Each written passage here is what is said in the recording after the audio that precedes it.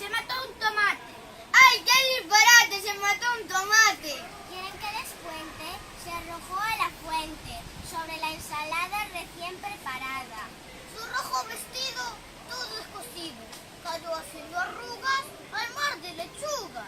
Su amigo Zapallo corría como un rayo, pidiendo asistencia por una urgencia. Vino el doctor Ajo y remedios trajo.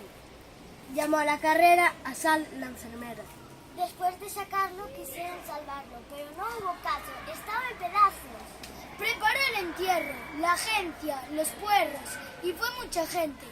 ¿Quieren que les cuente? Llegó muy doliente, Patata, el presidente del Club de Verduras, a dar lectura de un verso al tomate. Otro disparate, mientras de perfil el gran perejil hablaba bajito con un rabanito.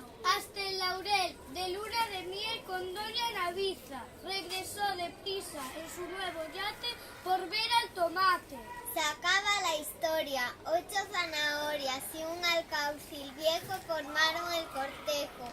8 berenjenas de verdes melenas sobre una carroza bordada de rosas. Choclos musiqueros con negros sombreros, tocaron violines, quenas y flautines, y 2 ágiles sordos, espárragos gordos, con negras camisas tocaron la misa. El diario Espinaca, la noticia saca. ¡Ay, qué disparate! Se mató un tomate. Al leer la cebolla lloraba en su olla. Una remolacha se puso borracha. Me importa un comino. Dijo don Pepino, y no habló la celga, estaba de duelo.